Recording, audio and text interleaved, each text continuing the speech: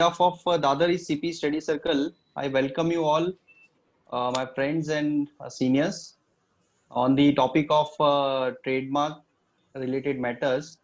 We have with us CS Meghna, who is having a grip on the subject. For further proceedings, I request senior member CA Ketan Sayya to take the proceedings. Ketan bhai. Thank you, Rahul. It's indeed a pleasure to be chairman in this study circle, and I thank the entire team of Dadar CP Study Circle for giving me this honor of becoming chairman for this year. Thanks to the entire core committee of Dadar East CP Study Circle. Before we start the proceeding, I will request Chintan Rambia to play the ICAI motto. Yeah.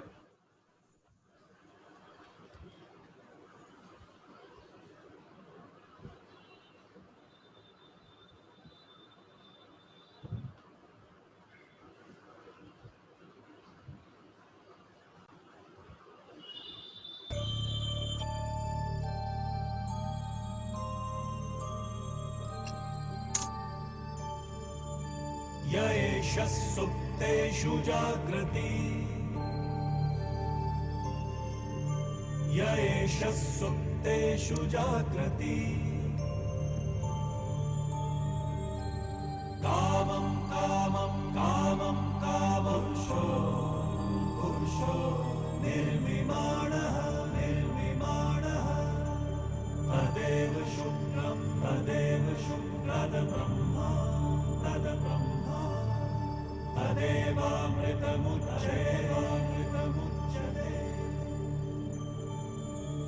तस्मिन् लोकः शतः सर्वे तदूनात्यपि कश्चन एतद्द्वैता एतद्द्वैता एतद्द्वैता एतद्द्वैता एतद्द्वैता एतद्द्वैता.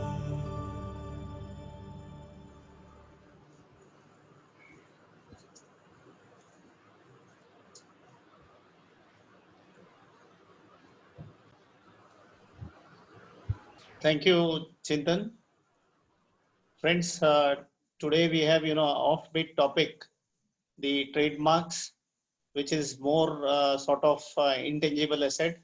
We as a chartered accountant, we day in and day out deal with the financial matters, and we have tangible as well as intangible asset on the client's balance sheet. And today is a time of brand value, the creating the brand. Everybody wants to deal with the companies who are having good brand, and so we need to understand the intricacies of the trademark law, trademark registration process, and the entire gamut of this subject. And if we talk about this brand value, the Indian certain brand such as HDFC Bank or LIC are valued at around 15,000 crore rupees. So this shows the importance of the brand value of any company. And we today have a able speaker with us, CS Meghna. And to take it forward, I will request our core committee member Meghna Makda, Meghna versus Meghna, to introduce Meghna Shah, company secretary. Meghna, you can please introduce Meghna Shah. Thank you, Ketan bhai. I take this pleasure to introduce CS Meghna Shah. CS Meghna Shah has completed her company secretary as well as her LLB. She is a partner in Mehta & Mehta Secretarial and Legal Services. She has been working as a practicing company secretary since 2010. She has vast experience in the field of company law matters, SEBI regulations, security laws, mergers and acquisitions, due diligence, FEMA compliances, NBFC compliances, giving her legal opinions, giving her advisory services to organizations on compliance management and its systems. She has been acting as attorney before IPR authorities since 2011. She has been handling applications, litigations, and consultations for trademarks. She has handled various mergers, conversions, and revival reconstruction of companies. She has an experience of appearing before the NCLT, appearing before the various MCA authorities, as well as appearing before RBI authorities. Profession-wise, she has been a visiting faculty at Podar College of Commerce, Matunga, for Executive CS for Economic and Commercial Laws. She was a visiting faculty at P.N. Doshi College, Ghatkopar, for Executive CS for Economic and Commercial Laws, Business and Economic Laws for Foundation course. She has revived Ghatkopar Knowledge Center, GKC of ICSI. She has been past convener of ICSI Ghatkopar Knowledge Center. Currently, she has been a member of core committee of GKC conveners. She has given lectures for various investment awareness programs organized by ICSI under Ministry of Corporate Affairs. She given lectures on company law matters and trademarks and its related matters at various seminars organized by ICSI WIRC, ICSI Knowledge Centers, ICAI WIRC, ICAI CPE study circles. With this brief introduction, I welcome CS Meghna Shah on behalf of Dadari CPE study circle. Meghna, I hand over the mic to you. Thank you. Thank Thank you, you. Meghna. Thank you, Meghna. I think, looking at her profile and having already heard her on the other forum, I am very confident that we'll have, a very knowledgeable session. And next 2 hours are going to be definitely knowledge enriching for us. I will request all the participants, if you have, question, please reserve at the end of the speech. Based on the time permitting, we will take up the question. So the flow of the speaker is not disturbed. Thank you. Meghna, now you can, start. Thank you so much. Yeah.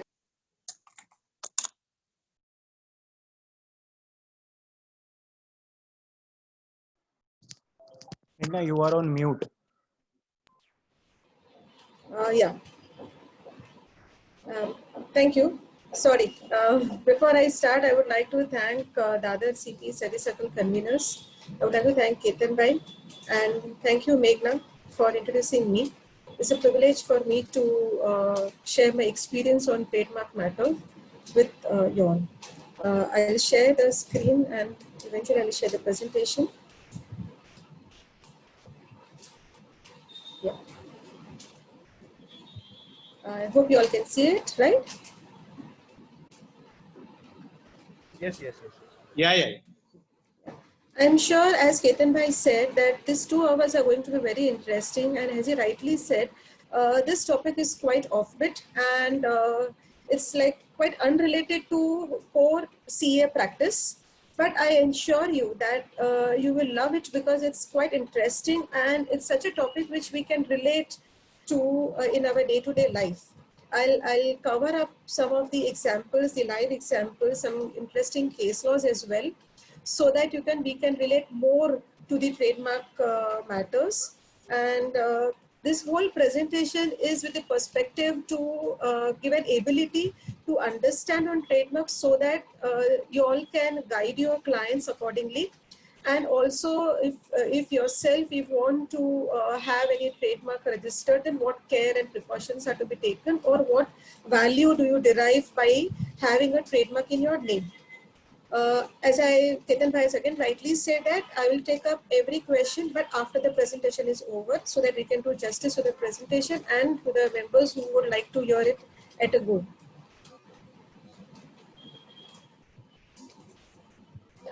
So when we are talking about trademark, the first thing which comes to our mind is about the brand. Okay, it's 5:09 and we are quite on time. So I expect my presentation to get over by 6:30, and then last half an hour we'll have a question and answers. So what do we understand by brand? When we talk about brand, so when we talk about trademark, the first thing which comes in our mind is brand. And by brand, what do we mean to say? Like the first thing which comes in our mind is the logo or the color, the motif, the design. So all these things, just to give you an example, if you are going by a highway and you are quite hungry and you see a large M, you are at relief that, okay, we have McDonald's over here and we'll get something to eat, and that too something of a particular quality, of a particular grade to eat, right? We are not like, what will be there, let's see, let's taste, let's go inside and have a look.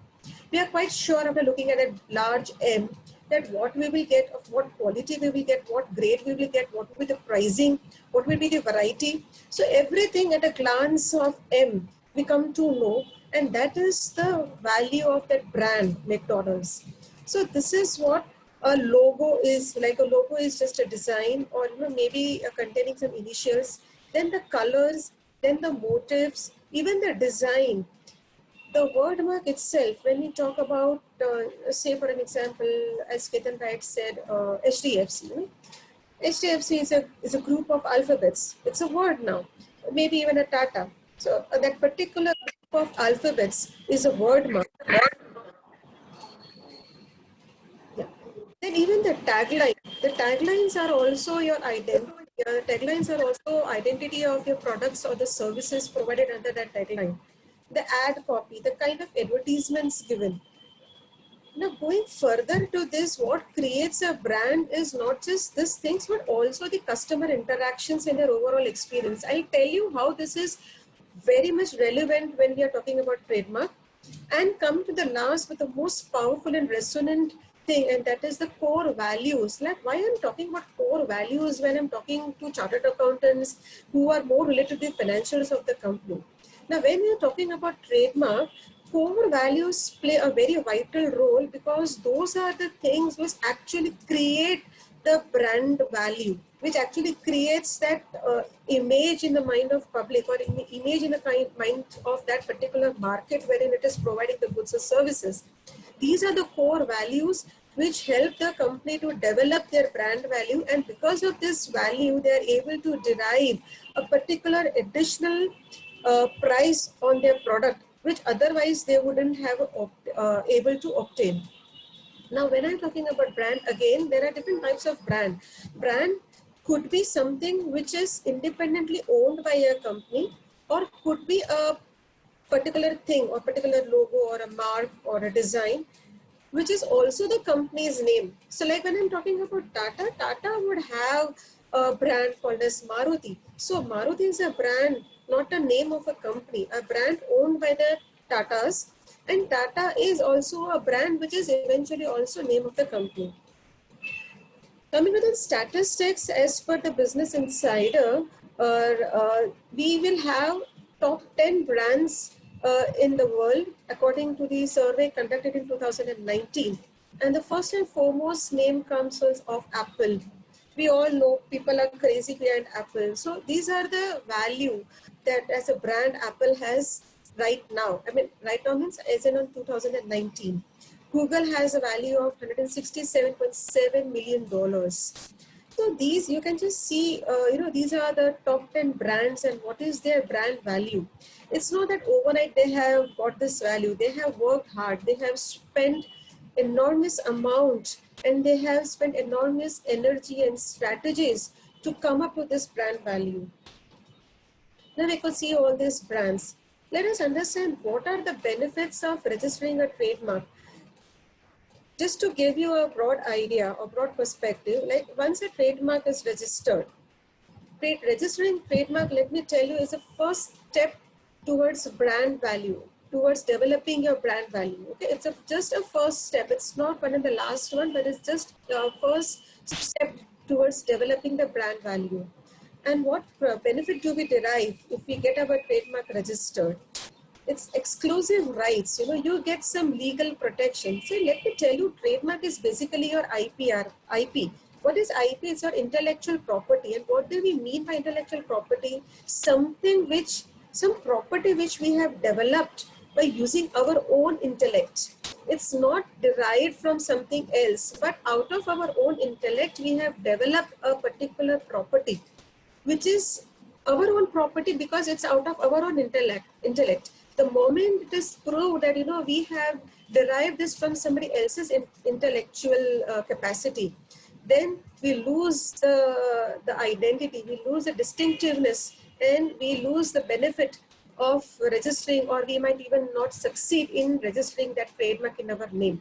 And what happens when I say we are getting a trademark registered? When we are getting a trademark registered, we are basically freezing our rights on that IP.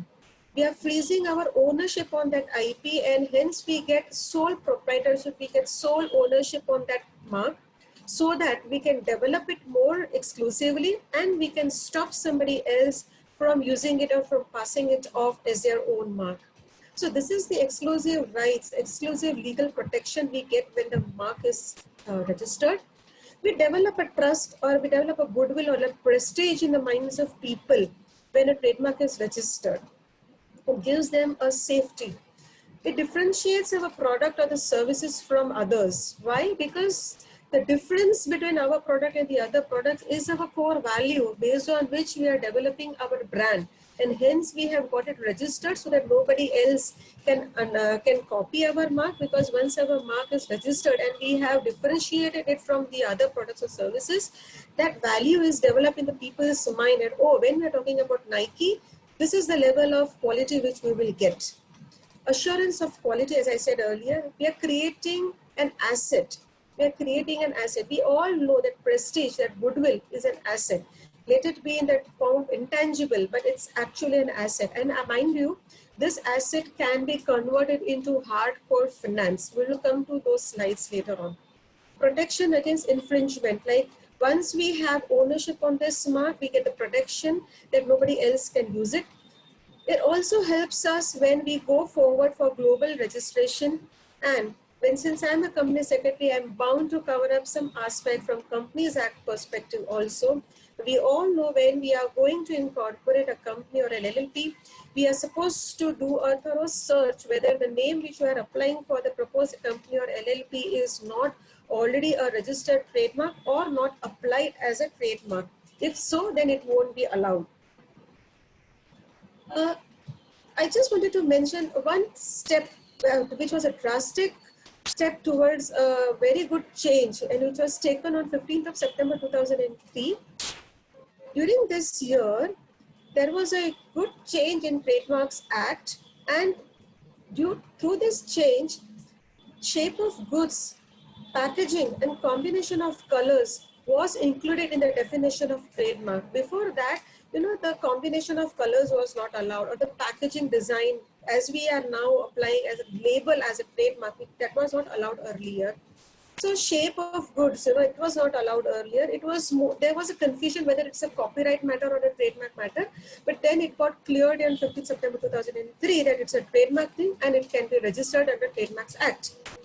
Again, a very good addition was trademark for services. Prior to 15 September 2003, services were not available for registration under Trademarks Act. So what happened that, we could see a lot of logistics services, a lot of doctors, a lot of hospitals who are into core service giving, service industry, were not able to have trademark registered in their name, which was then possible since that year.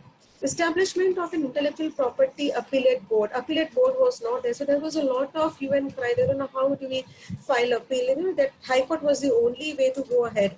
Then the appellate board came. In this year, again, it prohibited the use of trademark as corporate name or a business concern. So we got it in Companies Act very recently, but under Trademarks Act, it was very much there since 15 September 2003.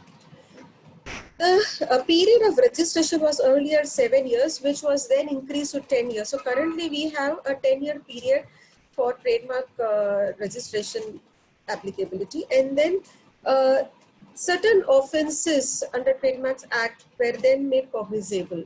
So the seriousness about registering the trademarks was then known to public at large. Having known this, let us go to the definition. The definition, first thing, is extended to the whole of India. And it talks about those marks which are capable of being represented graphically. What do we mean by representing it graphically? It means that it should be capable of being represented in paper form or in digital form. And hence, this is a major difference between a trademark and a copyright. Basically, copyright is something on artistic way, where even we are singing, the tune, the act, the storyline, everything comes under copyright. But when you're talking about trademarks, it has to be tangible. It has to be capable of putting it on paper or in digital form. It has to be visible clearly that, okay, this is the mark. So that's the definition. And that mark should be capable of distinguishing the goods or services of one person from those of others. As I said earlier, there should be some distinctive characteristic. You cannot just say that, okay, we are in the same market. Like, if I am also producing shoes and Tatas are also producing shoes, I should be able to distinguish why my goods or services are to be given a brand value of, say, my name is Meghna's, right? So like, if why I'm developing this brand value of Meghna for this category of shoes, what is the distinctive characteristics in the brand Meghna that I should be able to make people understand through my quality or through the distinctive characteristics of goods or services. It may include shape of goods, their packaging and combination of colors. This is the amendment which I was talking earlier. To indicate a connection in the course of trade between the goods or services and some person having the right as proprietor to use the mark. As I said, when I am developing a brand and when I am producing some goods and services under that brand, I should be able to say why my brand is different than others. Why? What is the distinctive characteristic in my brand as compared to other? Coming to who can apply. Owner means the one whose intellect has been applied to develop that mark, right? I might develop a brand name out of my own intellect. It could be like maybe my initials or maybe my numerological number or maybe my anything. I am developing it uniquely out of my own intellect. So I am the owner. So I can apply. Agent on behalf of owner. If I don't want to apply on my own self, then I can appoint an agent. Like I am an agent, I am a trademark attorney. Anybody can appoint me on behalf of themselves to apply for registration of their mark. Any individual. So who could be these owners? The owners could be individuals. They could be proprietorship firms. They could be a partnership firm. They could be a small enterprise as defined under MSME Act. They could be a startup registered, but they should be a registered startup, right? Purely by saying a startup doesn't suffice. You need to have a proper certificate of registration if you're a startup. And you could be any entity like a body corporate, any company also.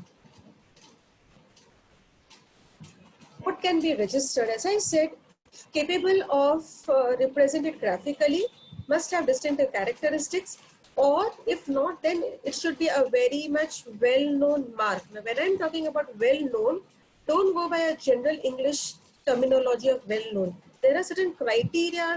If a mark is falling under any of those criteria, then only that mark will be considered as a well-known mark. And mind you, any mark once distinguished as a well-known mark will get a huge and tremendous protection under Trademarks Act. Now, to become a well-known mark, there has to be a knowledge or recognition of this mark in public. Now, these are very, very subjective terms. So at each and every point, I have to, as a trademark attorney, I know we have to argue a lot. We have to justify that how we can prove that how public at large has the knowledge of our mark, has a recognition. We have recognition in the public. We have to prove. How do we prove it? Many a times we provide their sales figure. Many a times we provide by placement of that particular brand on Google or any search engine. We provide it by the kind of marketing, the amount we have, the company or that particular entity would have spent on marketing that brand. So these are the ways through which we prove that how the public at large would have the knowledge on how this brand has recognition in public. Also, duration, extent, and geographical area of use helps us to understand whether this mark is a well-known mark or not. If our mark is, extensively used all over the globe, like say for an Amazon, we can very well say that Amazon has presence in say around 200 countries. So it is practically present all over the globe.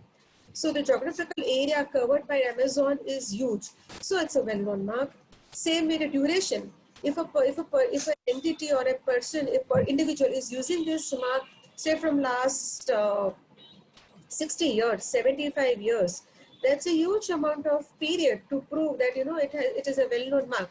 But that usage has to be proved It has to be proved by, like very recently we had registered a trademark. That mark was used by that particular company since last 22 years. So we proved that the certificate of incorporation is there, which contained that trademark was the name of that company also. So we provided the certificate of incorporation, we provided the turnover, and we provided the marketing cost the company had spent. And through all those things, we showed that that mark is a well-known mark. Then successful enforcement price, maybe they would have filed a case against somebody who was infringing their mark, and they have won it.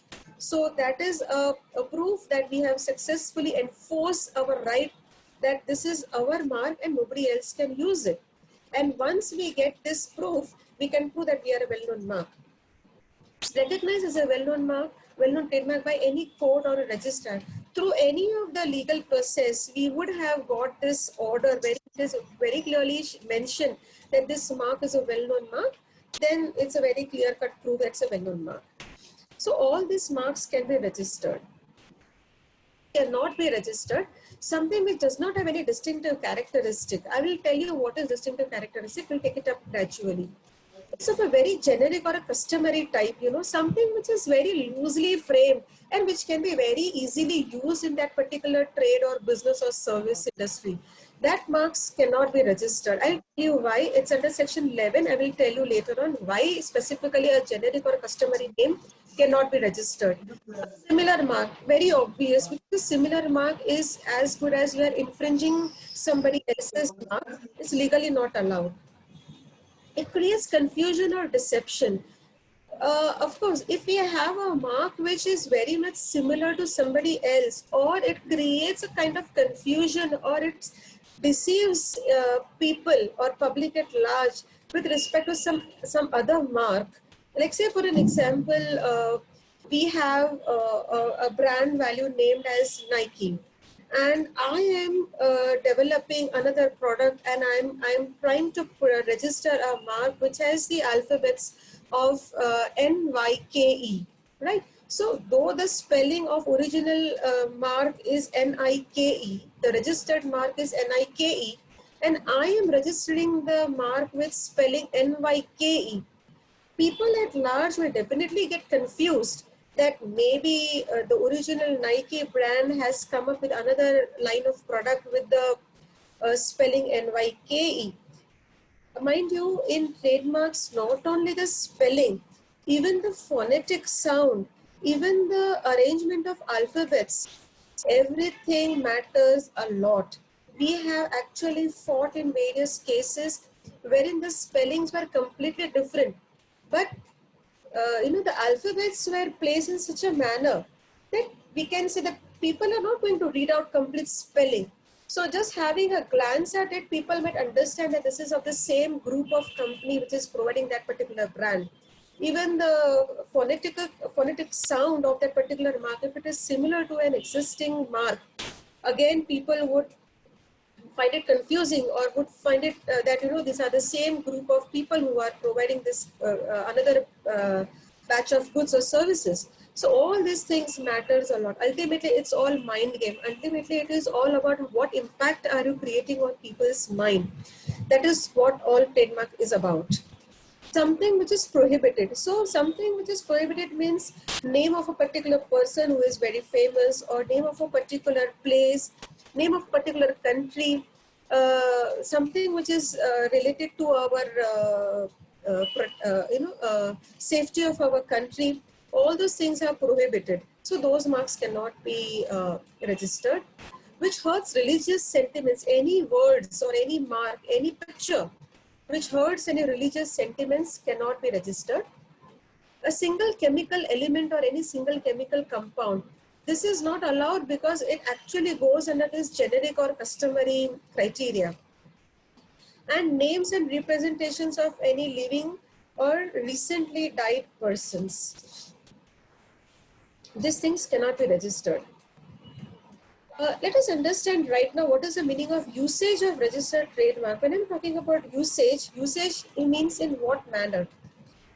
As I said earlier, I have to prove the usage of a particular mark. How do I prove, right? So when a particular mark is affixed on the goods or on the packaging, or when it is offered for or exposes goods for sale, when that particular goods are offered or exposed for sale, there our mark is contained.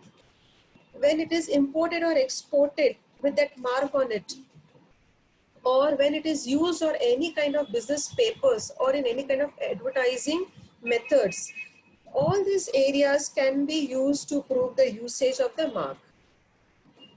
Now let us understand what are the rights conferred by registering a mark.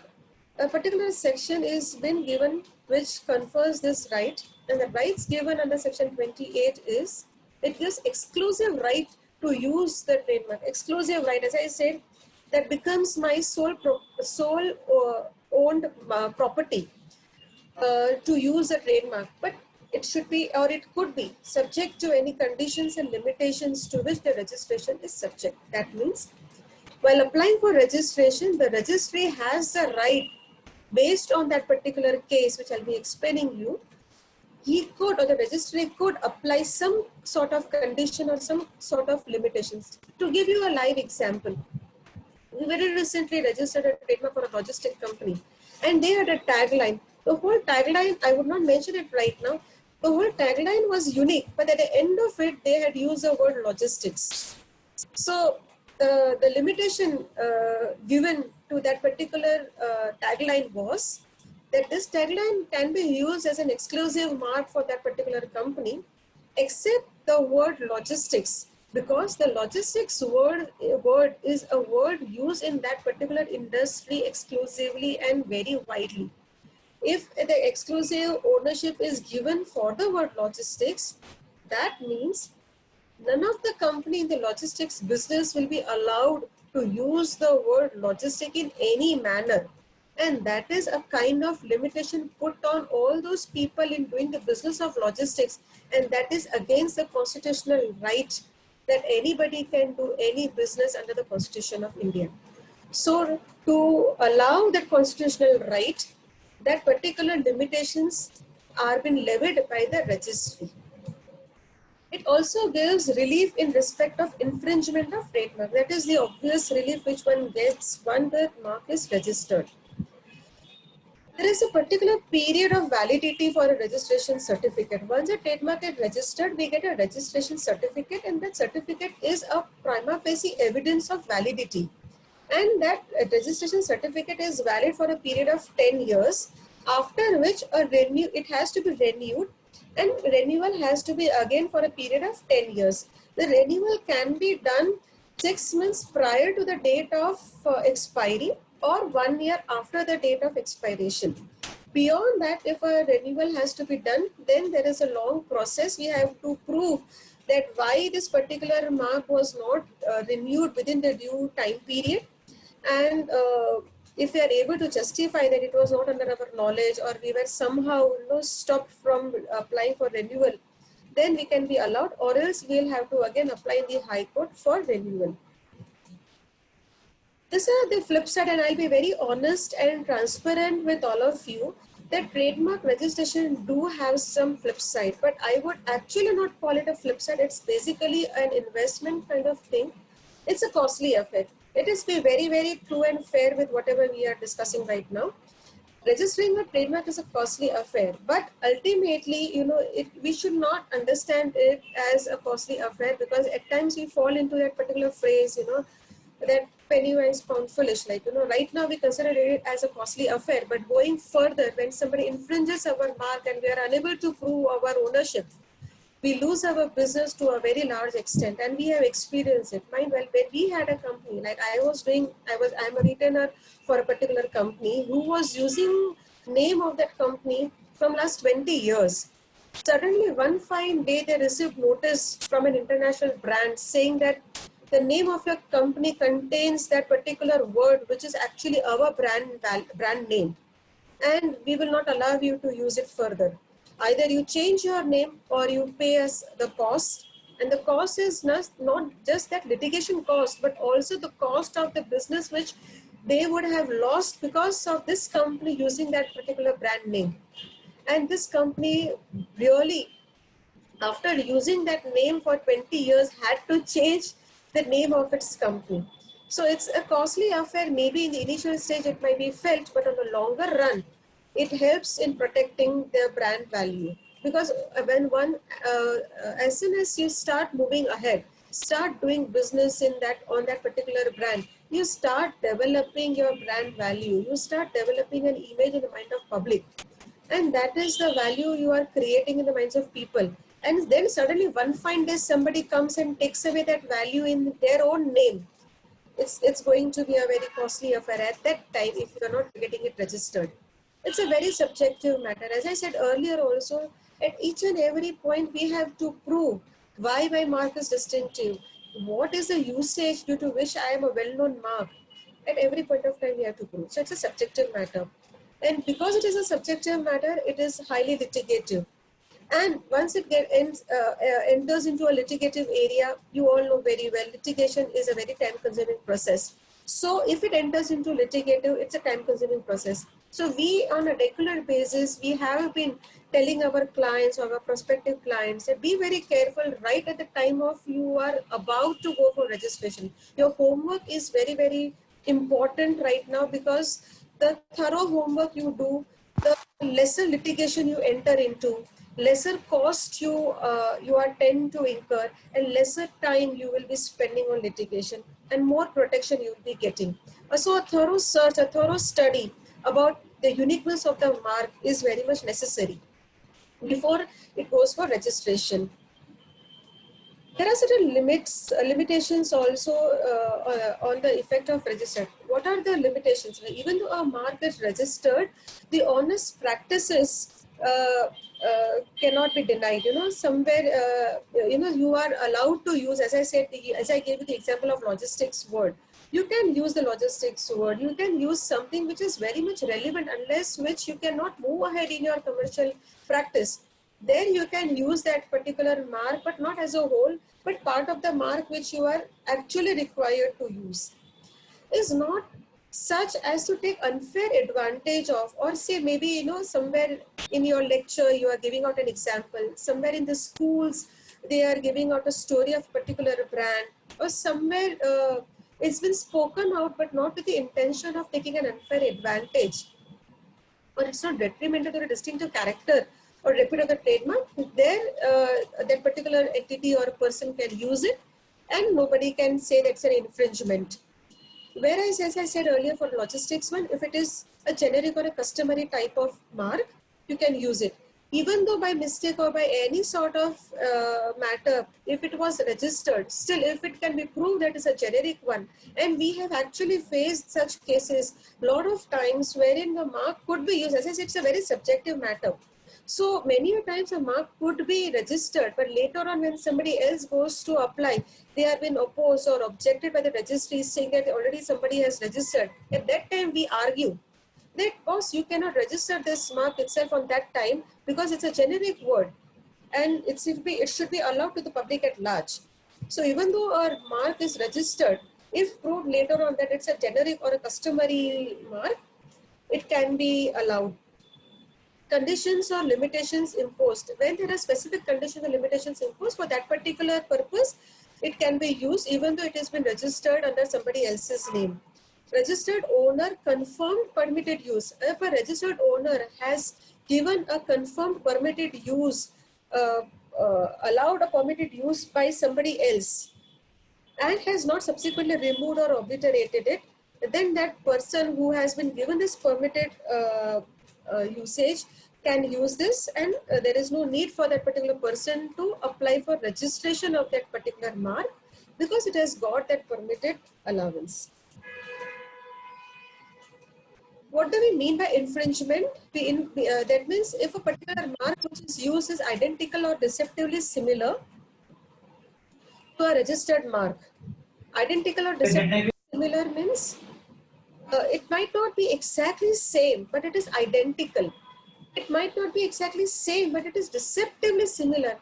We have argued a lot on this words, deceptively similar. It is highly subjective. Something which is deceptively similar to me might not be deceptively similar to another person. So at every point of time, we have to prove that why this is deceptively similar. In relation to goods or services of registered trademark, which is likely to cause confusion. So when we are trying to prove that how a particular mark is identical or deceptively similar, we have to prove that, say, this mark creates confusion. This mark has an association with a registered trademark, or this mark is trying to take an unfair advantage or is detrimental to the registered trademark. How do we prove that? Say for an example, Adidas. Right? Adidas has a particular logo with horizontal stripes, black and white stripes. Now, say for an example, I am now developing furniture, and my furniture also contains similar mark, similar horizontal black and white stripes.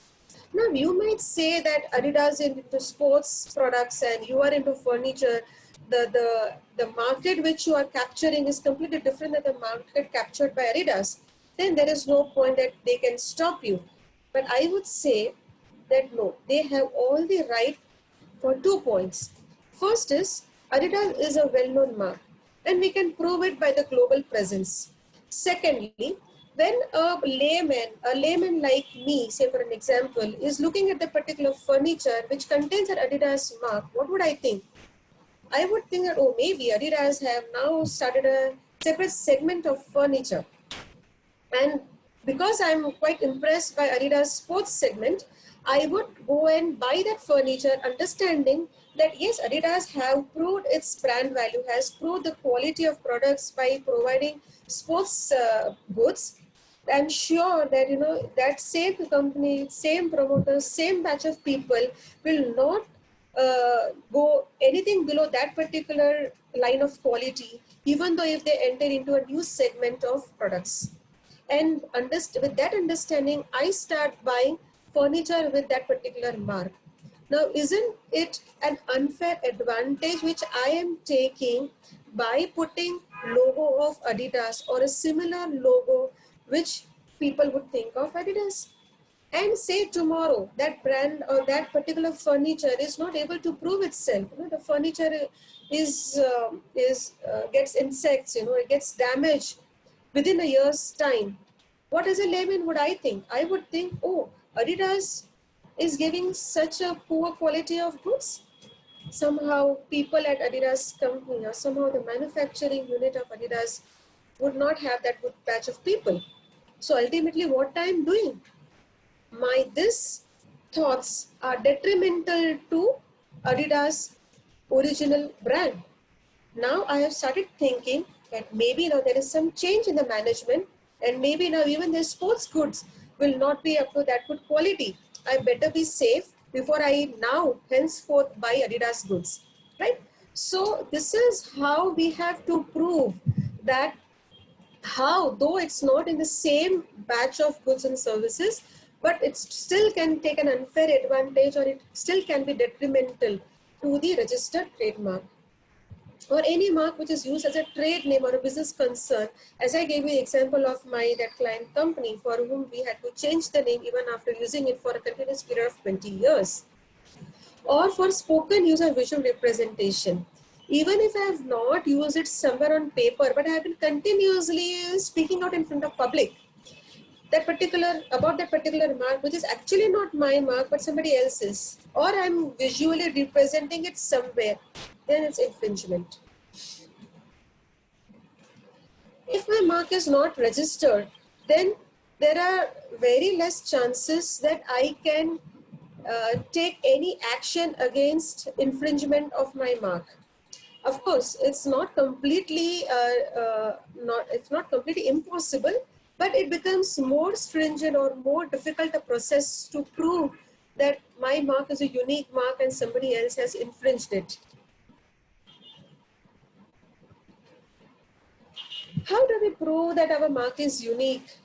By showing the number of actual potential consumers. As I said earlier, the number of sale, by sales figure, by the global presence. Likewise, I can also prove by the number of actual potential consumers. When we, many things which are sold online, it's very easy to prove that how many actual potential consumers are there for that particular brand.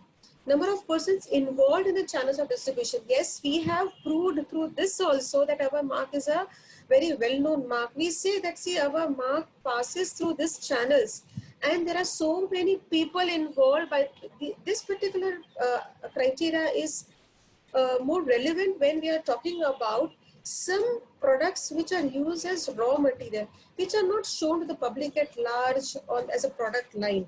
So whenever we are talking about particular parts, spare parts, there this thing is very relevant. The business circles or the section of public dealing with the goods or services, if we are able to prove, it's again a mark. Like say for an example, Mercedes. Mercedes would not have a very huge range of people using it, but it has a very particular class of people who might be using Mercedes. But we know that that particular class of people who is using the brand Mercedes or who knows the brand Mercedes is quite enough for me to prove that it's a well-known mark. Not to be counted for well-known mark. If you are able to prove that my mark is used only in India, and somebody else who has a global presence is able to prove that though it is not using the mark just in India, but everywhere else on the globe, then that particular mark has more leverage as compared to the mark which is just has uses in India. Registered application filed in India. So just having our mark registered or used in India is not sufficient at times. We have to go beyond our boundaries to prove the well-knownness of the mark. Effect of acquisition. This is very, very relevant. We will be able to understand this. And if we are able to understand this, we will be able to tell our clients how important it is to take steps once we know that, a mark has been infringed. Acquist for a continuous period of 5 years. Say for an example, I know that there is a particular mark which is there in the market and been used, and I know this, I have this knowledge since 5 years. I am aware that this mark is been used since last 5 years, and it's been infringing my mark, and I have not taken any steps to stop that particular entity. Then after 5 years, I lose my right to apply for registration of my mark, though my mark would be in use prior to that particular mark, though that mark has applied for registration after I would have applied. Okay, look, it's two way. Let me tell you again. Suppose my mark is registered, and another example, my mark is not registered. Say for an example, my mark is registered, and there is somebody else who has applied for the mark, and I had a chance to know that this particular mark has been applied for registration.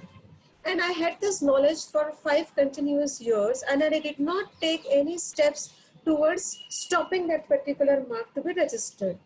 And after the period of 5 years, I suddenly wake up and I go to the registry objecting or opposing that particular mark.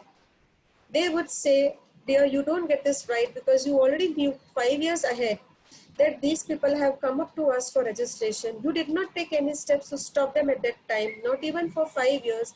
And now we are saying that you want to stop them. No, you both can use it. You both have the ownership on that mark. Coming to another example where the mark is unregistered. My mark is unregistered, but I have been using this mark since last 20 years. Suddenly somebody comes up with a new mark and is using it since last 5 years. And I have been knowing that so and so person is using this mark since 5 years and has applied for registration. I don't object to it. And after this 5 years, I understand, no, let me get my mark registered because, registration gives me an edge over others. And when I go to apply for that thing, the registered trademark owner will say that I am the registered owner, you cannot stop me. And I would argue that no, I have been using this mark since last 20 years. How can you say no? The trademark registry, if is able to understand, and if that particular registered or trademark owner is able to prove that I had the knowledge that he is been using this mark since last 5 years and I did not take any objection in his usage, then I lose my right of stopping him from using that mark. Though my mark will be registered, but I will not be allowed to stop that particular person from using that mark. So what happens eventually? I and that person both will be the registered users. As I said, so there are certain vested rights. Proprietor and registered user of a registered trademark cannot interfere with or restrain the use by any person who has continuously used mark from a date prior to the use or to the date of registration, whichever is the earlier. Now, the difference between this section and this section is what? The difference is the knowledge of that particular usage. If I am aware, see here I am saying that second point, that being aware of that use. I have that awareness that this mark is being used, and in that awareness I spent 5 years taking no steps to stop them. Then I lose my right. Even though I have been using the mark prior to the person who has registered the mark. But having said so, if I do not have the knowledge and I'm able to prove it, and the counter person is not able to prove so that I had knowledge. If I'm able to prove that I did not have knowledge and my mark, though not registered, have been used since earlier date than the date from which the another mark has been registered, then I get a leverage about them to get my mark registered and stop that particular person from using that mark. So the knowledge of usage of that mark by somebody else is the difference between section 33 and 34. So that means we have to be very, very vigilant and very, very proactive in taking steps against infringement. There are classification of goods and services. Based on this classification, registration has been done. This is a very procedural part of it, so I won't go much in detail. But just to tell you in short, there are 34 classes for goods and 35 to 45, 10 classes for services. Like say for an example, software related services comes in a class 35, and beauty related products comes in a class 3. So every goods and services are classified, and application has to be done class wise. It could be possible that a particular brand or a particular mark is used in multiple class of goods and services. Like I am producing boots, I am producing beauty products, I am producing and I'm also giving salon services. Then I have to apply for that particular mark under class 1 for boots, class 2 for beauty products, and class 3 for services of salon. So same mark can be applied in at a time in different classes. The application fees is for each and every class, each and every application wise. As I said earlier, trademark registration of trademark is a costly affair, and the more safe you want, the more protection you want, it's more costly. But what I mean by saying more safety, more protection, that means, say for an example, Maruti. Maruti is a name, and Maruti has a logo of that particular M written in a particular style. What will I do? If I want hardcore protection, I would apply for registration of Maruti independently as a wordmark, as a trademark.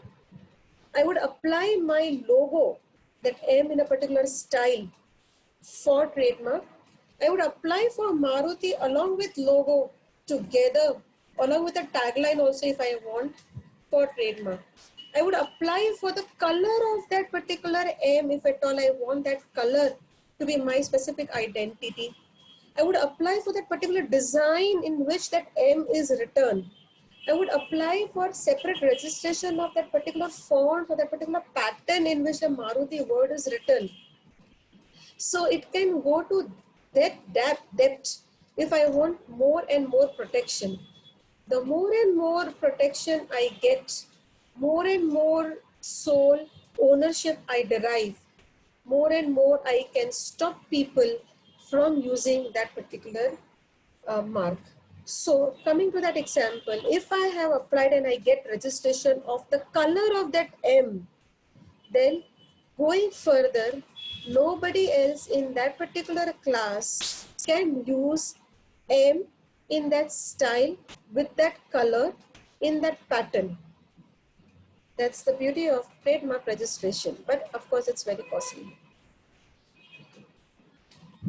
Right of permitted use. As I said earlier, a registered owner can give right of permitted use to somebody else. That means Maruti will give right to its registered outlets to use that particular logo on their banners, on their shop labels, on their products, on their leaflets. And that particular right is been given through an agreement, through a proper MOU between Maruti Tatas and that particular vendor, and that is only for the permitted use. Now, once the permitted use right has been given, that particular person can use it only for the permitted purposes, only for the limited purposes and nothing else. And mind well, that user does not get the right to institute any proceedings for any infringement. Say for an example, a vendor or a particular person who has a right to use brand name Maruti sees that somewhere, a person is also using this mark for some another product. Now, Maruti is a well-known mark, and he comes to know that there is another entity who is using this word Maruti. He himself cannot file a case against that person, but he can give this knowledge to the company, and then company, being the registered owner of that mark, can proceed for infringement against that person. So as I said, who is this permitted user? Who is connected in the course of trade in respect to which a trademark remains registered for time being. That right to use may be for a particular time period. By consent of such registered proprietor in a written agreement, there is an agreement then, or which complies with any condition or limitation. And as I said earlier, there are some conditions or limitations. As I said earlier, that under section 33 and 34, right could be given to both of them. Then both of them will be given the right, but with some conditions or limitations. So following those conditions or limitations, they can use. Those are permitted users. Now coming to a very, very important part, there are two grounds for where you can face a problem when you are applying for a trademark to be registered. One is section 9 and another is section 11. Section 9 is an absolute ground, talks about absolute grounds, and section 11 is subjective grounds. What do I mean by absolute grounds? Absolute grounds mean it cannot be compared to anybody else, but it's very categorically, very specifically mentioned in the act itself that nothing doing, these marks cannot be applied for registration or cannot be registered. And what are those marks? Those marks which are devoid of any distinctive character. If I simply write A as my trademark, what do I mean by A? A is an alphabet. I do not have any specific design. I do not have any specific font. I do not have any specific color. I do not have any specific pattern of A. But I straight away go and say, oh, I want this A to be registered as my mark. It doesn't have any distinctive characteristic. It will be diffused. To serve in trade, to designate the kind, quality, quantity, as I said, gave you the earlier example of logistics. If I go to register a word mark, like in one of my case, we had to register a mark for a doctor. Now, in his mark, it was a word mark, and it was a group of 2 words. So, out of these 2 words, one word contained the word positive, and the registry raised an objection saying that you cannot use this word mark as your own, because positive is something which is related to all the doctors, because every doctor will give you positivity and every doctor will heal you, and healing is the sign of positivity. So we cannot grant you this registration. And then we had argued. We said that positive could be a general word in the terms of English language as a whole, but it cannot be considered that it is a word which serves in trade to designate the kind, quality and quantity, intended purpose or values. Because any motivational speaker is also into a service industry, will use the word positive a lot. Any religious speaker will be using the word positive a lot.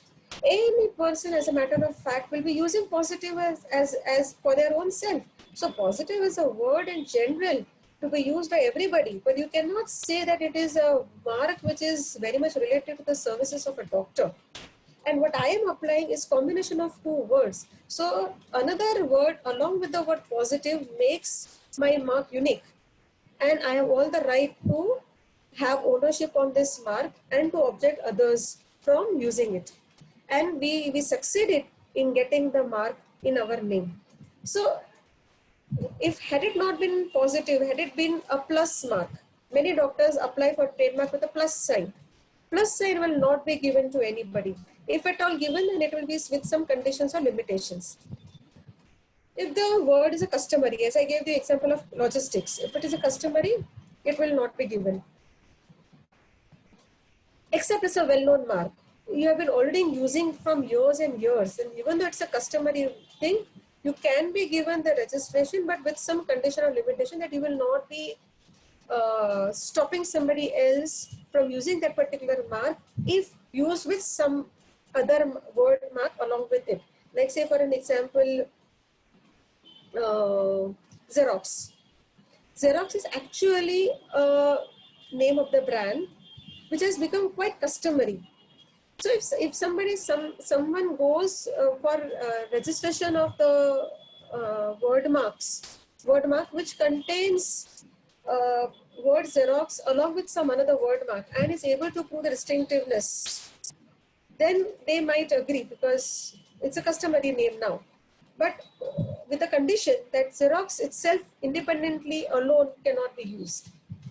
A mark which deceives public or causes confusion. A mark which is prohibited under Emblems and Names Prevention of Improper Use Act. A mark which hurts religious susceptibilities, or a mark which is scandalous or obscene in its own. Now coming to section 11. Earlier when I talked about section 9, those are absolute grounds. There is no scope of argument, there is no comparison which they are doing. They have straight away said you cannot use this marks, you cannot use it. But when I'm talking about section 11, it talks about relative grounds, means it is always in comparison with somebody else. So if our mark is similar to or deceptively similar to or identical to or creates confusion as compared to some another mark, then it can be objected or opposed as the case may be. When I am talking about objection is from the trademark registry. When I am talking about opposition is from another entity. Of course, here the date of use is very, very important. We have to prove that we have been using it many years prior to the person who has applied. Or registration in case of honest concurrent use. There could be a very, very honest case where the marks have been concurrently used, genuinely used, without having knowledge of each other's brand name. Even that can be, if proved, can be given. What is the process? Just to go very fast through it. As I said earlier, homework is very, very important. So we need to do a public search. There is a pattern through which a public search has to be done, through which we get a basic idea about whether such mark is already been registered or is there any similar mark which is applied or registered. Documentation, as I said earlier, we have to prove ourselves each and every time. So for proving, we need to have proper documentation in place, your sales figure, your marketing strategies, your cost of marketing, your brand, your range of products, your invoices, the number of invoices raised, your number of customers, everything has to be documented and given. we have to file with relevant documents, and proper fees has to be paid. Fees are, there are two categories of fees. There are lesser fees for individuals and startups, and higher fees for non-individuals and non-startups. Then once the mark has been applied, immediately the alphabets TM can be used alongside that mark. Like say tomorrow I am going to apply for the mark Meghna, then in the moment my mark is filed, the moment I file it, the moment I pay the fees, immediately from that time onwards, I can write Meghna, and alongside Meghna I can use the alphabets TM. So words TM indicates that this particular mark has been applied for registration. So be cautious, you do not apply. So it's like cautionary caution note to the public at large, but eventually it also creates a lot of brand value. Once the mark is applied, a formality checking has been done by the registry. What do I mean by formality checking? The documentation has been checked, whether the documents provided are proper, whether the goods or services provided in that particular class are proper. If I have applied under class 3 for the beauty products, and in that I have included my salon services, then the registry will raise objections saying that your salon services does not fall under this class, you better go under service classes. So this is the basic check which the registry does. If I pass through the registry check, the formality check, I enter into the journal publication. What happens in the journal publication, my mark is published in a journal and it stays there for at least 4 months. That means it is open for the public to view whether the mark applied is infringing to their mark, whether it is similar, same. If so, then they can raise objection. If at the level of the registry only, they find out that our mark is similar to somebody else's mark, or our class of goods and services are not relevant, or our documentation is not proper, then they issue an examination report, and in that report they say that our mark is not registrable under section 9, under section 11, or the class is not proper, or whatever their observations are been mentioned in the examination report. And I tell you, once a mark goes under examination, the whole process gets delayed by right from some months to few years, right from maybe 6 to 8 months to 2 to 3 years also, because once it goes under examination, that means an objection has been raised by the trademark registry.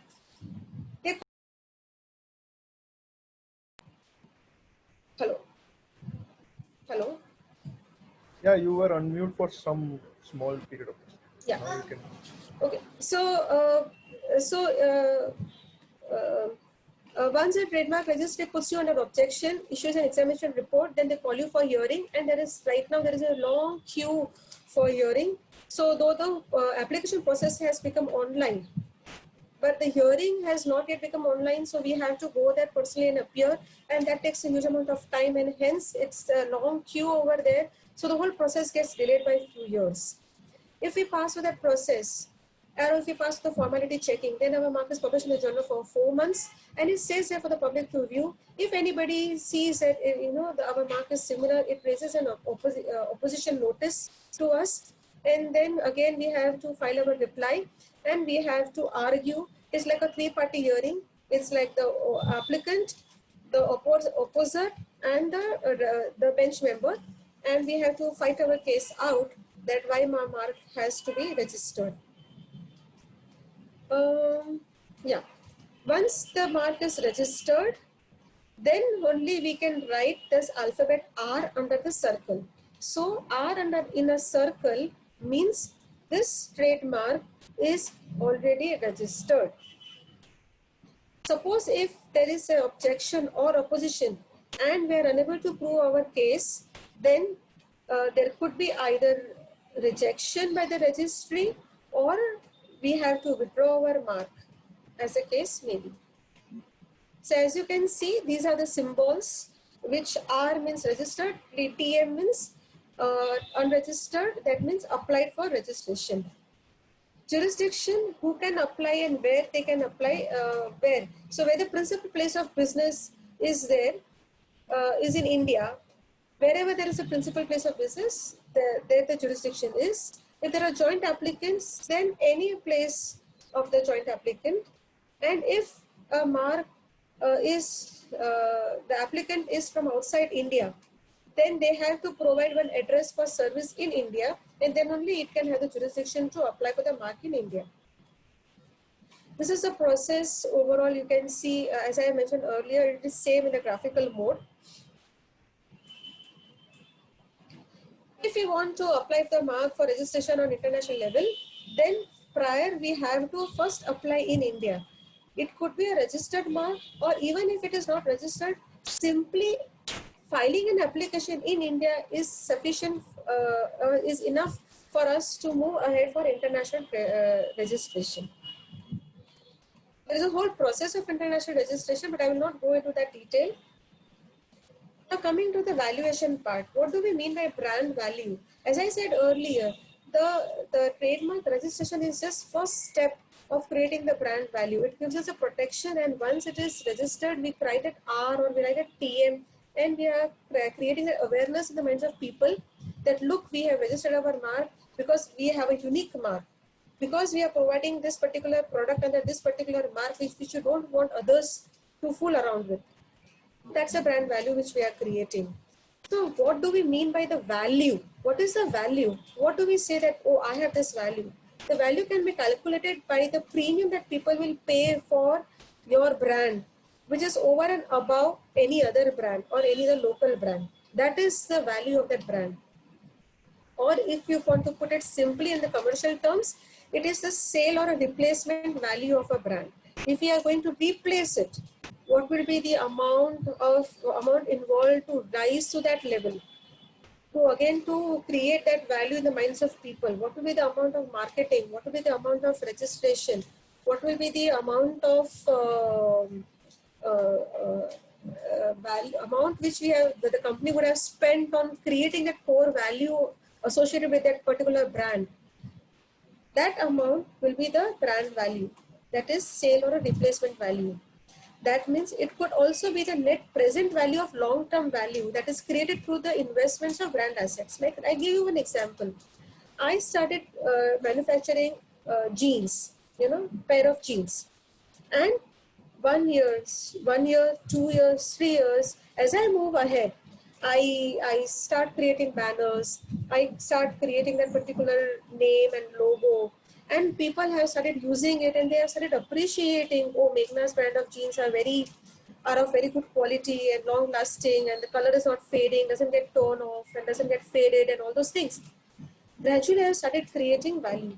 After 4 years, I go out in the market and try to sell my unit with the trademark. What will the buyer first think? The buyer will first think that if I am buying this particular unit with the trademark Meghna's, what is the benefit I am going to derive? That is the benefit means if he is not getting this Meghna brand with him and he on his own starts a new brand, will he be able to sell that particular product at the same price which Meghna's brand has been selling? No, because Meghna has already created that value in the minds of people that the pair of jeans provided under the brand name Meghna is of that particular level, and we are ready to pay X amount more to get this quality of product, which I will not pay to anybody else because I am not sure about the quality provided under that brand, which I don't know. So that extra amount which that buyer will be able to get if it buys this unit along with the brand name is the value of that brand. Of course, it has to be calculated in net present value. The brand related costs are not, hence I always say that brand related costs are not expenditure but rather are investments with a long-term payoff. Why these brands are to be valued? Now, earlier we just saw what is the importance of trademark. Then we saw what is the process. We saw the protection derived, and we saw the legalities derived after registering the mark. Now let us put a particular value. Let us come to a tangible value of that particular brand, right? We were just talking about intellectual thing. Intellectual thing is not tangible. Now we want something concrete on our hands. Now, how do we derive a value? This valuation is required if we are about to, or we want to take some amount by pledging the brand with some financial institution as a collateral for a loan. There's a hardcore money which an entity will be getting in its hands if it is giving security of the brand as a collateral for deriving a loan.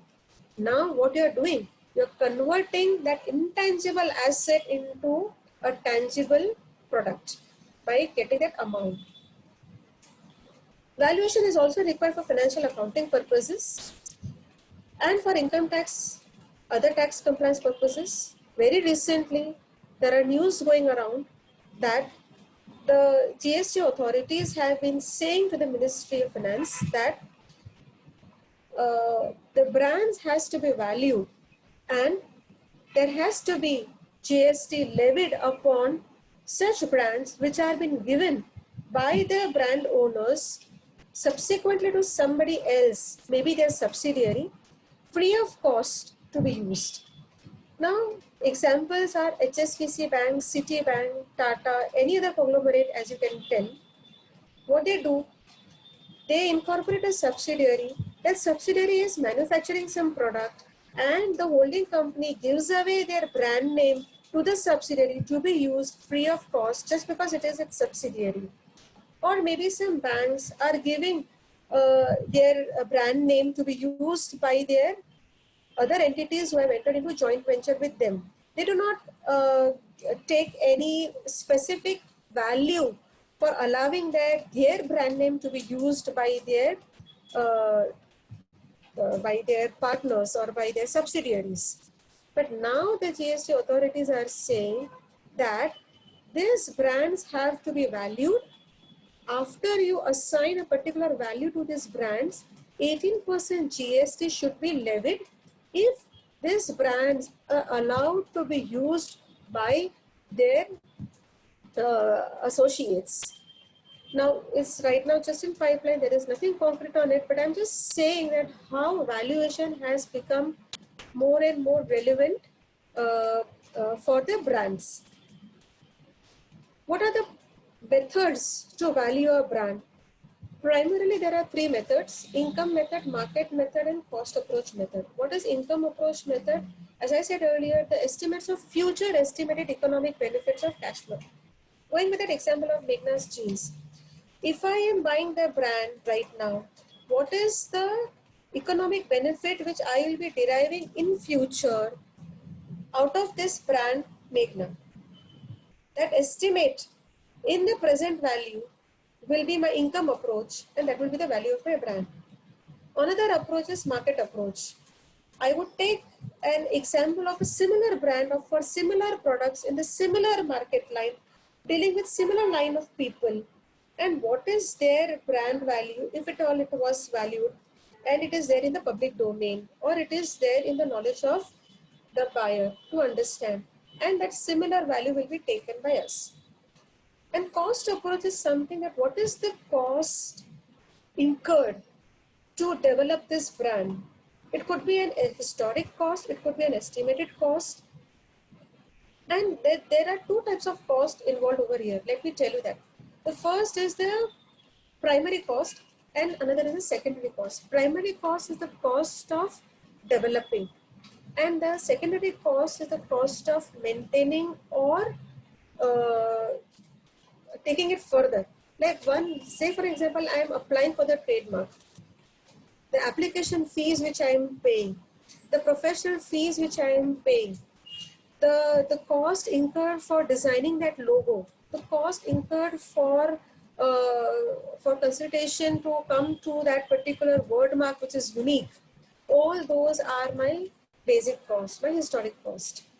Going further, once my mark has been registered, I then start incurring marketing costs. I then start on a regular basis incur cost for maintaining my core values. Those are my maintenance cost. So whenever there is a particular point at which a brand has to be valued, we have to consider both these areas. It is more relevant, valuation of brands is more relevant, especially when there is a corporate restructuring, when there are mergers. And because of these mergers, there are reputational benefits. Branding is also an essential part of the legal world, and combinations gain a lot of legal press. We have seen it in enormous cases. Say, for an example, ArcelorMittal taking over SR Steel. The mark of the SR Steel itself has a huge value, and when the whole company has been taken over, that particular brand has its own value, which will be the benefit of which will be taken by the ArcelorMittal entity. Startups are very much relevant because when they initiate the process, when they start with their business idea, there won't be any brand value.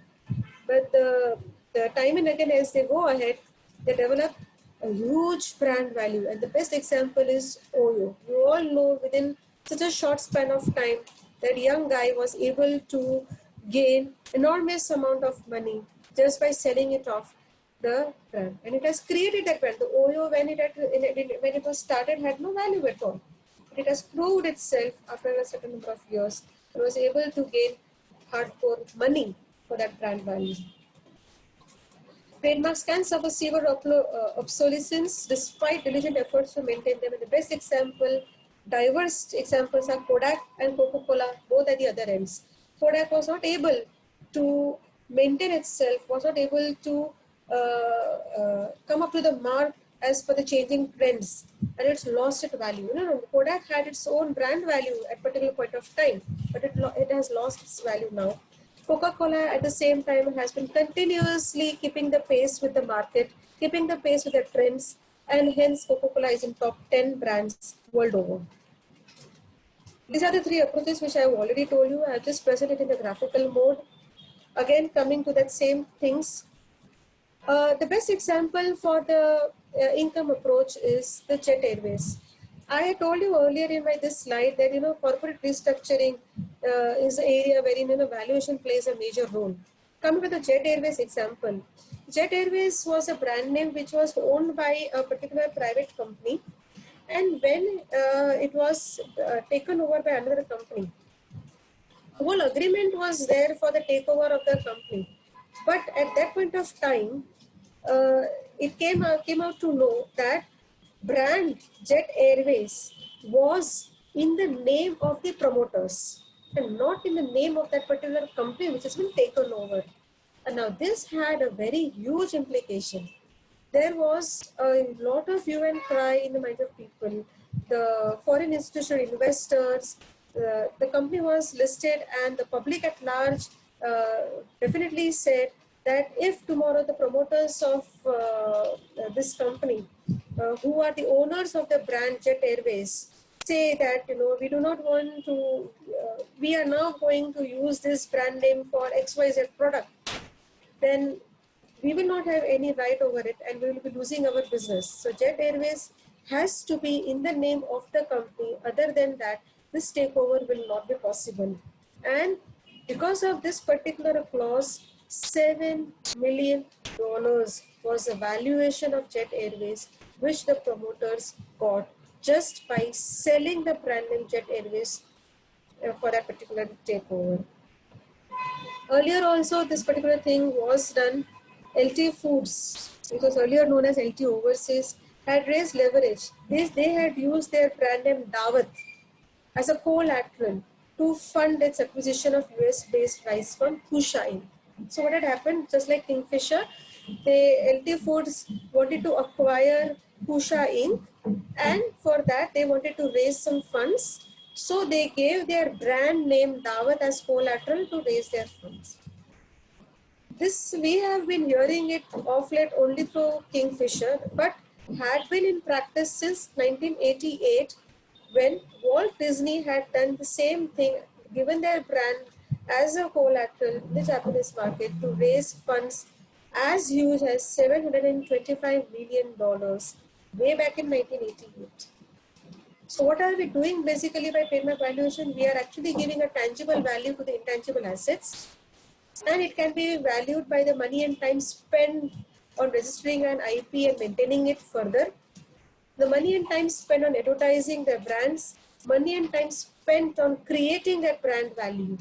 All this money and time spent will then have to be calculated and arrived at a tangible value to come at the valuation. I've already covered that ability to sell additional units because of that particular brand value, ability to increase the price of the product because of that brand value. People will be ready to pay more for an Apple product if as compared to Samsung products. So that is which people are ready to pay. That is the incremental in the profits, and that is the valuation. Or increase in the cost of manufacturing could also be one of the criteria for considering the valuation for that particular brand. Means, suppose if I want to start manufacturing products which could be as good as Apple's, or I want to derive a unit which is manufacturing the product which is not as good as Apple's, but I want to take it to that level, then what additional cost will be required to be spent to go to that quality will be the cost of value, which will be the value of that brand. When I told you about the collateral security for Jet Airway, for DT, LT Foods, and Walt Disney, these are the similar examples. Earlier, Calvin Klein had also raised funds in 1993. DreamWorks had raised funds. All these guests, Athlete's Food, Burn Stewart, these all companies, these all brands had given their, were given as collateral to raise funds. So now you can understand the importance of brands. Something which was started merely as my intellect output has now reached to a level of $58 million or $31 million pounds or something like that. Of course, it's not just registration, but it's a continuous efforts, consistent efforts to maintain that level of quality, to maintain the level of core values. And the cost incurred to maintain that level is the cost, is the price which I am now arriving at. As per the survey conducted worldwide, it has been seen that all those companies with the brand have over 2/3 of their assets intangible in nature. And hence the gates are open for companies to get credit more than ever. We have seen, and it's a wonderful game, we can see it. There is so much of litigation going around. There are so many companies who have encashed on their brands. In those companies, almost 2/3 of their assets are intangible, and they are playing on those intangible assets. But to give you some negative examples, let us come to Kingfisher. Kingfisher brand was valued at a value of around 4,000 crores, and it was given as a collateral to take loan. Now what happened? This is a very, very, very sensitive issue because it is all about core values. As I said earlier also, it is all about what impact are you creating on the minds of people. And this impact I'm talking about the psychological impact. So it is all about mind game. Anything which is creating a negative impact, may it be in a small way or a large way, straight away takes your value down, rocket down, like, you know. So Kingfisher, what happened? Though it was valued at 4,000 crores rupees, to be very precise, 4,100 crore rupees.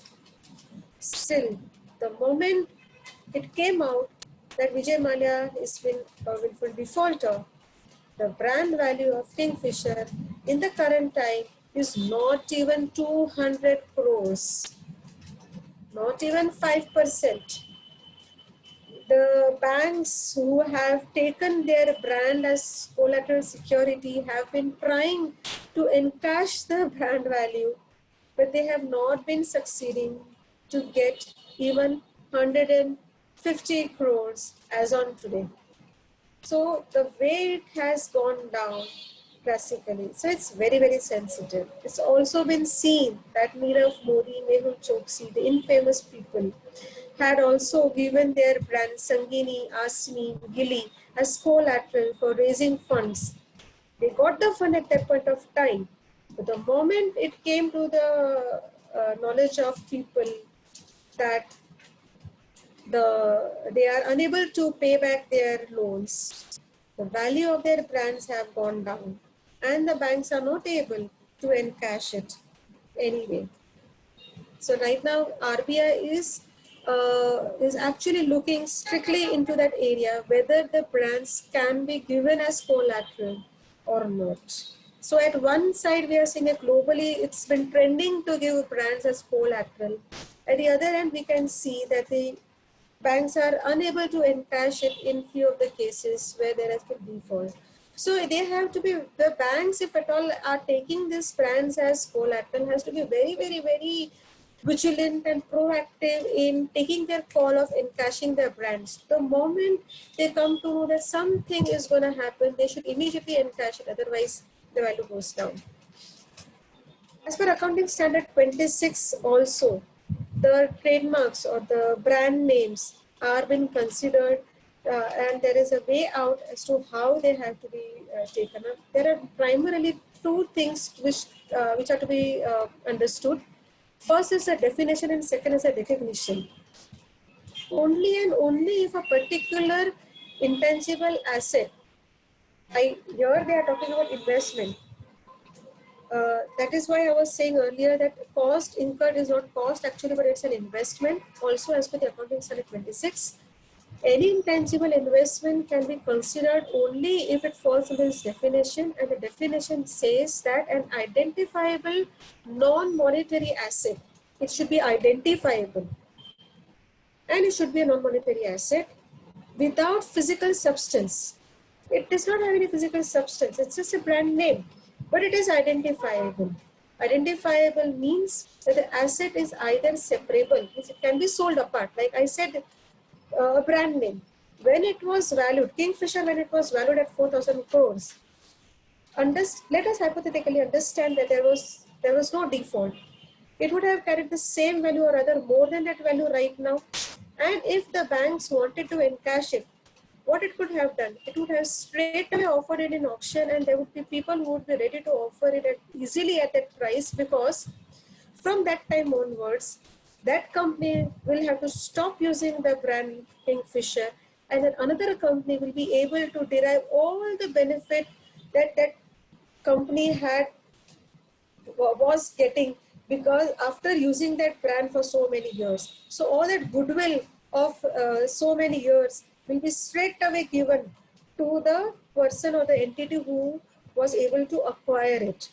So it should be separable. The brands are definitely separable. So yes, definitely brands or trademarks are falling under the definition of intangible investments as per Accounting Standard 26. Also, there are two criteria for recognition, and I can say that trademark is also falling under this criteria of recognition, and hence Accounting Standard 26 definitely is applicable to the trademarks and the brands. Now, what are the two criteria for recognition? First is, it is probable that the future economic benefits generated by an intangible asset will flow to the enterprise, and the cost of the asset can be measured reliably. When you're applying for the trademark, the marketing cost, everything is the cost which you can very easily apply to that asset. And because you have created that brand value, you can very easily say that there would be some future economic benefits generated by such an intangible asset. So accounting is done initially and subsequently in the financial statements. Now coming to the accounting part in the financial statements, it is done on two stages. The initial stage and the subsequent stage. The initial stage is right at that point of time where the process of application initiated, where the cost has been incurred to apply for the registration of that trademark, and subsequently when there is any marketing cost applied or any research and development cost. Now, if there is a secondary expenditure which can be measured, then it can be straight away taken as taken to capitalize at expenses. But if it cannot be measured, then it need not be recognized as per AS 26. Suppose if it can be measured, then it can be capitalized, or if the secondary expenditure does not improve the performance, then you can also transfer it as an expenditure in P&L account. So let us bifurcate into measured, not measured. what is something which can be not measured? Secondary expenditure which cannot be measured is, suppose if the company has been spending on something to develop the core values, like they have to be very generous, they have to serve to a particular level. For that, they have to hire some extra number of people. Now, that particular amount of expenditure incurred for hiring additional people just to give that additional services, just to maintain that core value of the brand, cannot be very easily allocated for the brand or for the trademark. So it need not be recognized. But had it been the case that you are able to justify that this X number of people are additionally hired just to maintain the quality, and that is what is the value which we are getting for our brand, then it can be measured and you can capitalize it. But if you're not able to arrive that benefit, you can show as an expenditure. Now, my trademark explanation is over, and I'll cover up some case studies. It's 6:35. I will just take 15 minutes, and we'll have more 15 minutes. And if the conveners permit, we can extend that time for the question answer round.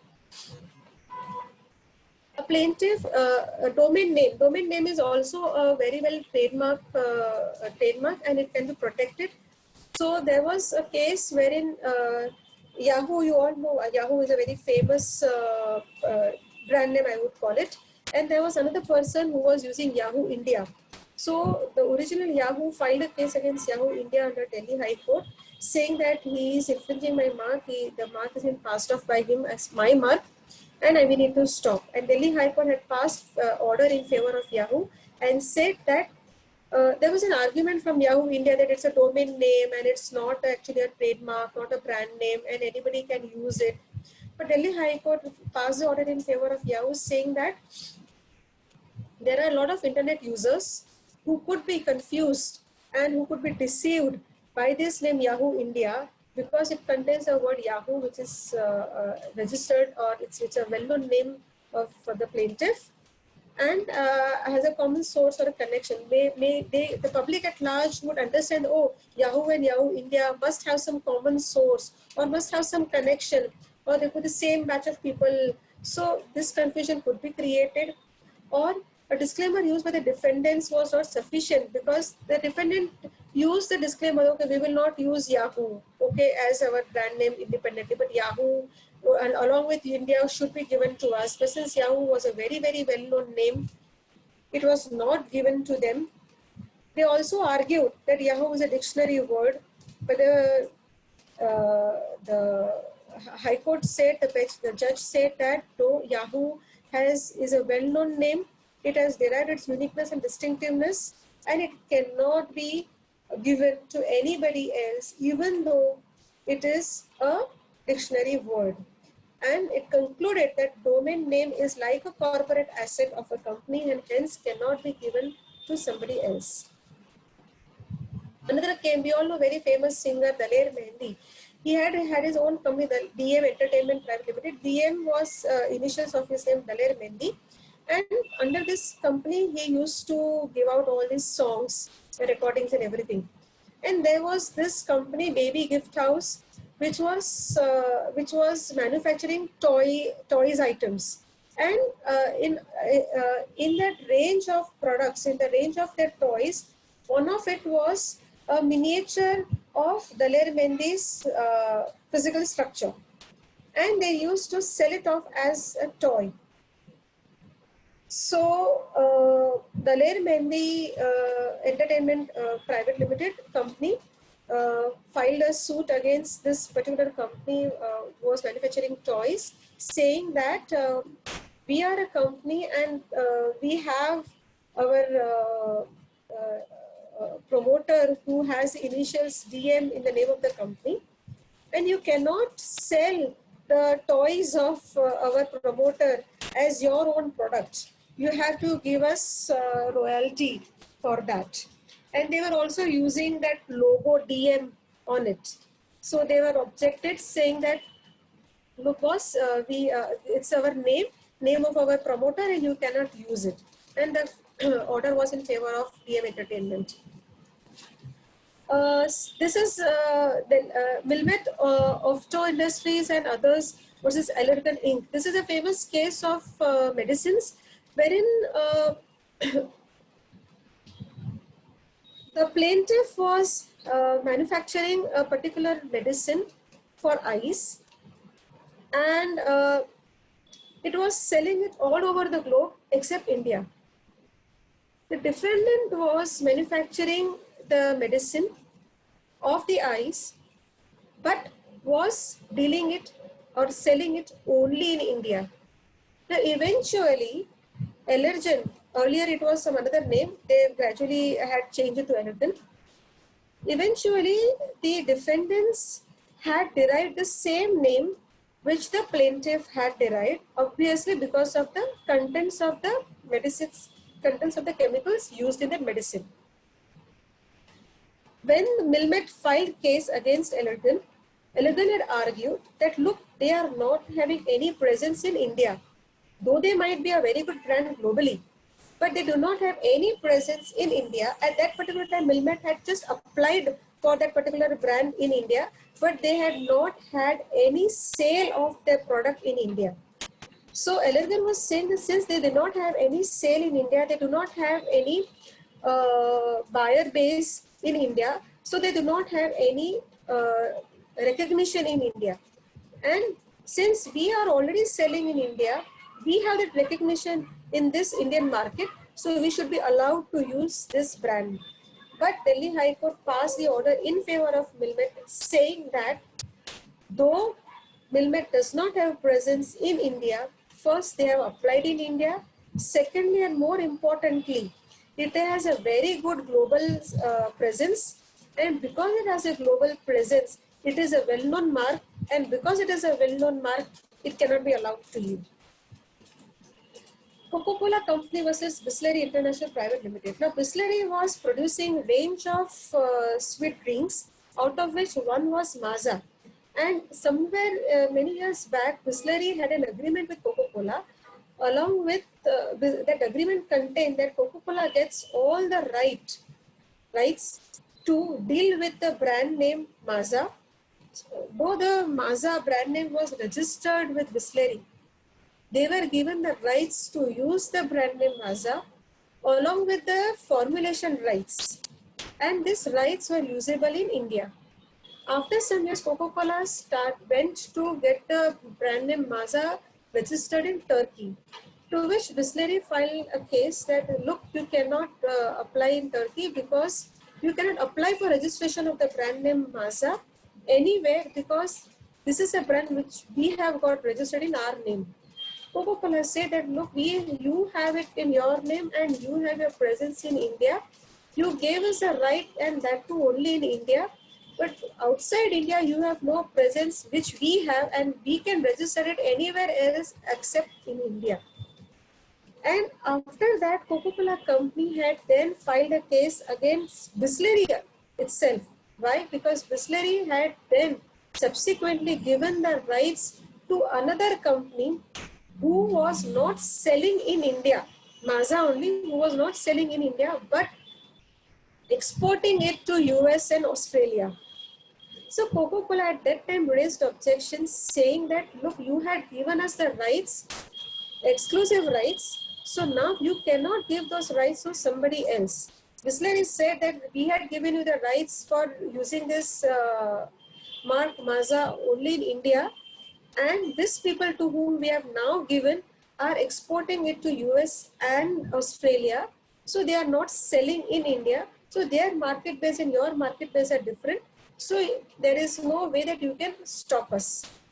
But Delhi High Court passed the order in favor of Coca-Cola saying that exporting from India is meant as same as selling in India. Means though the buyers are not in India, still since this product, same product for which Coca-Cola has got exclusive right to sell in India, the same product is sold from India to other country, it will be construed as sale in India only, and hence they cannot Bisleri cannot give this right to anybody else for even exporting it from India. Another case is Hindustan Unilever Limited against Utkarsh Somani. Lifebuoy is a famous brand name under Hindustan Unilever. And there was another person, Utkarsh Somani, who was dealing into another product. Not the product same as this, but another product. But the name of that product was Lifebuoy and Loveboy. So Hindustan Lever filed a case against them. Defendant argued that Lifebuoy and Lifebuoy are way different. The spelling is different. High Court said, Kolkata High Court said nothing doing. It is phonetically similar. It is deceptively similar. It is identical. The alphabets are quite matching. It will be deceptively similar in the minds of people. It will be creating confusion in the minds of people. Hence, you cannot get it. Order to pay a huge cost to Hindustan Unilever. Here again, coming to a very unique case, are there, but different words are used. Even that cannot be given. Like Make My Trip India Private Limited had filed a case against Pravasi Guide Private Limited. So this company was trying to apply for registration with the name Pravasi Guide Private Limited. Make My Trip filed a case saying that see Pravasi and Make My Trip and Pravasi are exactly same except the language difference. So if they are using this Pravasi word, then it will be creating confusion in the minds of people that it is Make My Trip only who has started a new line of or a new segment or a new kind of services. So we do not allow. And Pravasi was arguing that no, we have altogether a different word. Trip, Make My Trip and Pravasi is quite different. We should be allowed.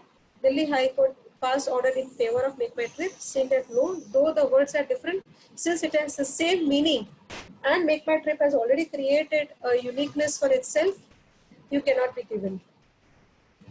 Same word but different class.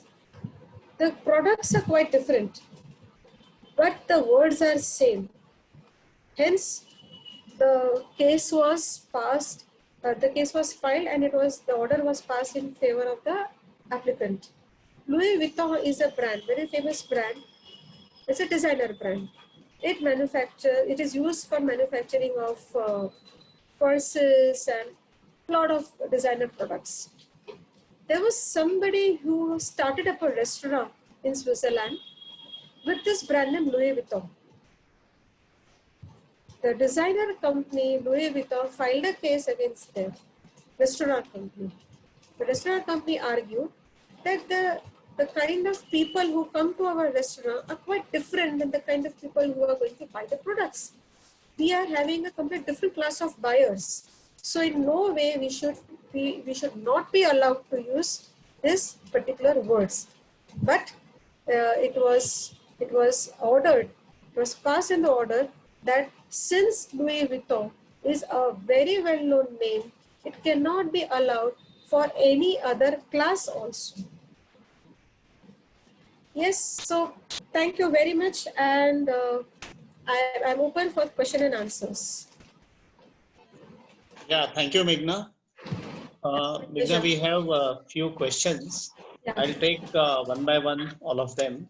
Yes. So the first question is, the company sells product under a brand name and a logo. The company has two co-owners, like brothers are co-owners, and now they are separating. So can both of them use the same logo, and what precaution should be taken for that? First thing is that the brand name is registered in the name of company. It seems. Yes. If it is used in the name of company, then these people cannot use in their own name. If at all they want to use it for their own purpose, like if there is a split in them and they are trying to use a brand name in their own name, then they need to have rights associated to them for using the brand name, because company has an independent identity. So nobody else can use it except the company, and directors will be using on behalf of the company for that company itself. So the Meghna, practically, can we have some sort of MOU, some sort of agreement? Let's say a brand called Prince, where it is owned by 4, 5 brothers, and all of them separated. Now, as of today, practically they are using this brand. So I'm just giving you such example where can we have some MOU or some sort of agreement, and whereby we allow that brand to be used by some people, and maybe we charge something or we may not charge something. So is that sort of arrangement possible? Two questions. First is whether we must have an agreement. Second, whether there should be any charge. Agreement, yes. We always and always insist that there should be an agreement between all those people and the company wherever the brands are being used, so that, or there should be a policy of trademark policy, some kind of thing. We always insist on companies to have the trademark policy, because in the case which you mentioned right now, there is possibility that they might end up into some kind of fight for the brand. So it is always better to have a policy for the company for the usage of the mark. Now coming to the charge, it is completely subjective whether a charge can be levied or not. It could be possible that it could be just given away without any charge, but there has to be an agreement between the company and that person for the usage of that mark. Agreement is value. Thanks. The next question is, for a partnership firm, what is advisable to register the trade name in the name of firm or partner? It's a general question, but what is, as an expert, what is your advice? Can you please repeat what is advisable to? I can see the chat box. What You can see that. What is advisable to register the trademark in the name of firm or in the name of partners in an individual capacity? Now see, it is always risky to have in the name of individual partners, because at the same time there are practical difficulties also. Like right now we have a case wherein the mark was registered in the name of partnership firm. One partner moved away and there was another partner who came in and they changed the name of the firm to something else. Now when we are going to oppose somebody else, we are getting the practical difficulty that you are not at same partnership firm. You must have that agreement that you have allotted this right to this particular partnership firm to use the mark and to sue somebody else and for stopping to use this mark. Now these all things were not there in that partnership deed. So either you have a proper partnership deed to stop these practical difficulties, and at the same time having it registered in the name of partner will give you a safety that none of the partners will then use it independently in their own name. Thanks. And Meghna, the next question is, I think second question you have already covered, hence I have skipped that. The next question was, what is the minimum cost for this registration? The registry fees for individuals and startups, of course, the startups who has the certificate, valid certificate with them is 4,500 if filed online. If filed physically, then it is 5,000. And for any other entities, it is 9,000 online and 10,000 physical. They are promoting online thing too much, so they have given some discount for online registration. These are the registry fees. Perfect. The professional fees will depend upon case to case. But every registration fees is per application. Like if I want to apply for one mark in 2 classes, then I have to file 2 applications, and twice the application fees has to be paid. Likewise, so per application fees are charged. Next question is, can professional do this registration like chartered accountant? Professionals right now under Trademarks Act, 2 professionals are allowed, advocates and company secretaries. If chartered accountants want to do this registration work, then they will have to give an exam. After passing of which you get some agent number, and then you can also do. No, it was not on practicing in this area. I was asking about, registration. As a CA, somebody can do the registration. Yeah, so see, registration can be done either by the proprietor or the owner itself. As I said earlier, who can apply? So either the owner or the agent. So if you are yourself or the owner, you can apply for the registration. But if you are not an owner, then you need to be an agent. And to become an agent, there are 3 ways. Either you are an advocate, or you are a company secretary, or you have passed the exam. Fair, fair. Friends, I think you will all agree that Meghna, the brand Meghna for trademark, has really worked well, and she's covered the entire A to Z of trademarks brand, everything she covered, like right. I was initially thinking whether she'll talk about AS, but she did cover AS. She did cover about the entire valuation process, the actual live case studies. Yeah, so it was definitely Meghna, our compliments to you. It was a wonderful session. Thank you, I will sir. request, CA Nihar Darod, the core committee member, to propose a very well-deserved vote of thanks. Nihar, handing over to you. Yeah, I'm sorry to interrupt over here, but before we go ahead, I can see in the chat box there are 2 more questions, and I won't take much time to answer them. Can I? Fair. Yeah. So I can see that can the social media influencers, bloggers, etc. can have their handles on Instagram, Twitter registered trademark? I think it's Mr. Nihar. Nihar, can you please explain me detail like what do you mean by that? Yeah, so Meghna, the question relates to nowadays we have a lot of bloggers and social media influencers, on Instagram and Twitter, who keep on promoting their lot of followers, and all of them do have a specific handle name, say a travel bug or something like that. Right. So can their name as such be registered or trade? Yes, 100%. Okay. It can be registered. Okay.